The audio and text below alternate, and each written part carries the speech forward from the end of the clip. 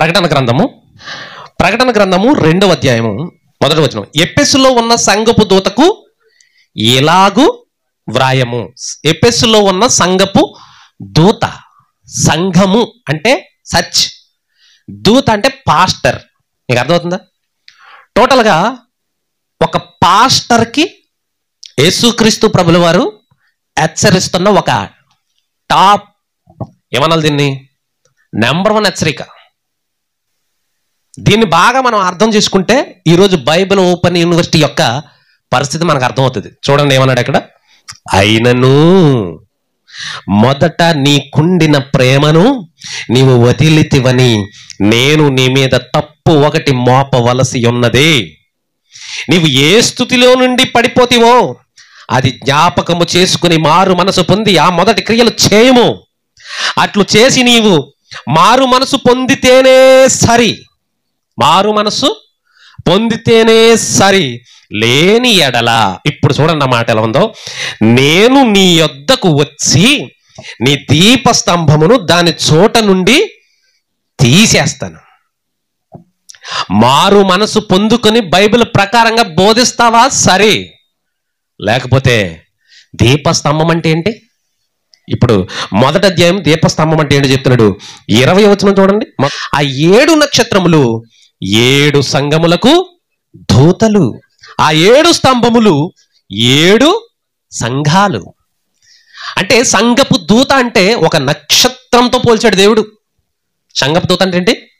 నక్షత్రం అంటే star, megastar Chiranjeevi కాదు, సూపర్ స్టార్ కృష్ణ కాదు, రెబల్ స్టార్ ప్రభాస్ కాదు. ఈ స్టార్లన్నిటికంటే పెద్ద స్టార్ ఎవరో తెలుసా? ఎవరో తెలుసా? యేసుక్రీస్తు ప్రభుల వారు. ఆయన వేకువ చుక్క. అసలు భూమి మీదకి ఆ స్టార్కు మించిన స్టార్ ఏది లేదు అసలు.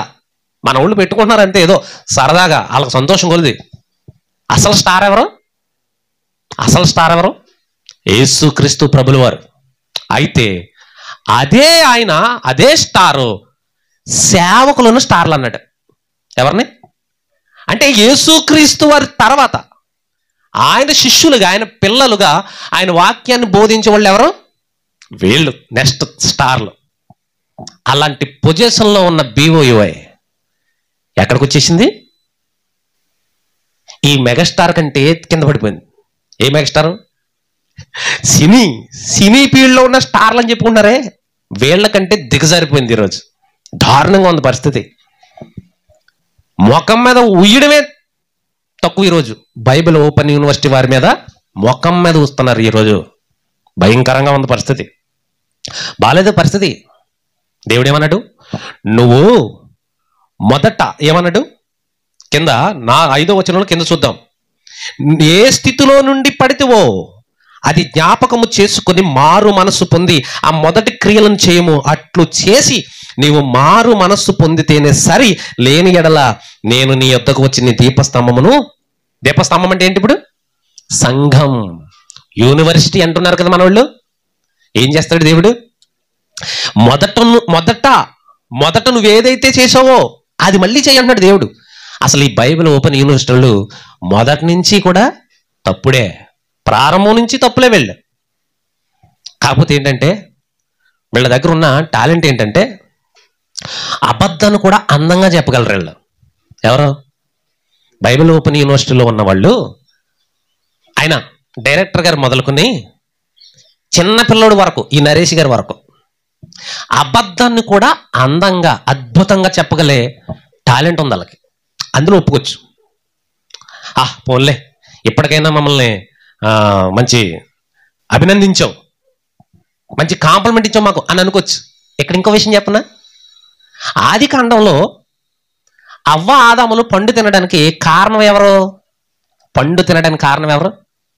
సర్పం. సర్పం ఎలాంటిదంట? ఆది కాండం 3వ అధ్యాయం చూద్దాం ఒకసారి.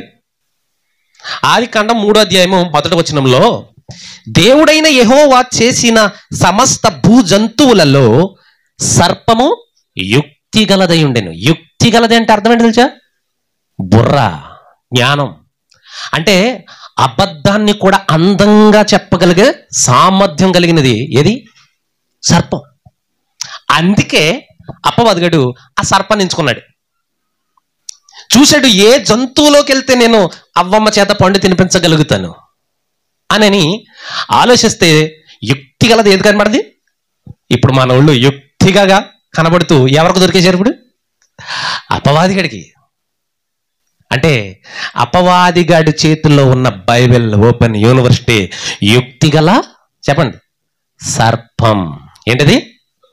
అపవాదిగాడు నడిపిస్తున్న అపవాదిగాడు ఆ సర్పంలోకి వచ్చి అవనేమన్నాడు?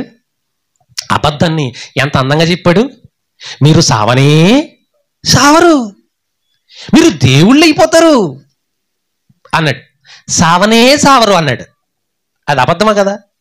కానీ ఆ అబద్ధానికి ఎడిక్ట్ అయిపోయింది మన అవ్వమ్మ, తప్పు చేసేసింది.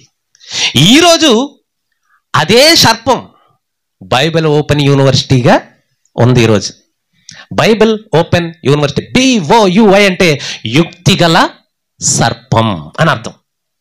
ఈ యుక్తిగల సర్పాన్ని అదే అపవాదిగాడు వచ్చి, అవునా బైబిల్లో అలా ఉందా, నువ్వు ఇలా చెప్పు అని మళ్ళీ మార్చి ఇష్టానుసారంగా చెబితే ఈరోజు క్రైస్తవులైన వారు, క్రీస్తుని నమ్మిన వారు బాధపడుతున్నారు.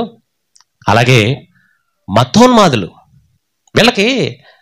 వీళ్ళు మతోన్మాదులకు ఎలాంటి చేయూత ఇస్తున్నారు అంటే, ఒక మాటలో చెప్పాలంటే, ఒరే మతోన్మాదులారా, మీరు మా క్రైస్తవ్యాన్ని సరిగా టార్గెట్ చేయట్లేదు, మా యేసు ప్రభుని తిడుతున్నారు, మా బైబిల్ని తిడుతున్నారు. ఇంకో విషయం చెప్పనా, మీరు మరింత మా క్రైస్తవ్యాన్ని ఇంకా దారుణంగా మీరు ఆడుకోవాలంటే నేను ఒక విషయం చెప్తున్నాను వినండి అని వాళ్ళ కోసమే చెప్పినట్టు ఉంది. ఇది అర్థమవుతుందా? యేసుక్రీస్తు ముష్టివాడు, యాచిస్తున్నాడు, బెగ్గింగ్, భీక్ మాంగేవో, అన్ని భాషల్లోనూ మాట్లాడేశాడు ఈయన, అందరికీ అర్థం అవ్వాలని. ఇంకా సిగ్గు లేకుండా కెమెరా ముందుకు వచ్చి చేసింది పెద్ద ఘనకార్యంలాగా మేసాలు తిప్పుకుంటూ, ఇవి ఎవరికైనా బాధ కలగచ్చు. కానీ ఇప్పటికైనా మీరు ఆలోచించండి, మనోనేత్రాలు తెరవబడేటట్లు మీరు సత్యాన్ని గ్రహించండి. లేకపోతే వాళ్ళతో పాటు మీరు కూడా నరకానికి పోతారు. బైబిల్ ఓపెన్ యూనివర్సిటీ వాళ్ళు పరిశుద్ధత కూడా బోధించరు. వాళ్ళు అసలు బైబిల్కి వ్యతిరేకమైన బోధలు అన్నీ. అవునా, అన్ని వ్యతిరేకమైన బోధలేనంటే అవును, ఇక్కడి నుంచి నేను చూపిస్తానుగా, ఇక్కడి నుంచి నేను వచ్చాను కదా. బైబిల్ ఓపెన్ యూనివర్సిటీలో బోధలు బైబిల్కి ఎలా వ్యతిరేకమో ఒక్కొక్కటి అన్నీ వరుసగా క్రమంగా ప్రతి వారం చక్కగా మనం మాట్లాడుకోవచ్చు. ప్రతి ఒక్కరు ఛానల్, మన వీడియోలు చూస్తున్న ప్రతి ఒక్కరు తెలుసుకోవచ్చు. మీరు కామెంట్లు పెట్టుకోండి. సత్యానికి అవి ఏమీ సెట్ కావు. అలాగని మీసాలు తిప్పి తొడలు కొట్టి ఆవేశపడిపోయి అంత వద్దు. ఇక్కడ ప్రజలు గ్రహించుకుంటున్నారు. ఆవేశపడిపోయి మాట్లాడినంత మాత్రాన, ఏదో కంగారైపోయి మాట్లాడినంత మాత్రాన అక్కడ అసత్యం సత్యం అయిపోదు. మొత్తం కవర్ చేసుకోవడానికి చాలా కష్టపడుతున్నాడు పాపం ఈ ప్రసన్న బాబు.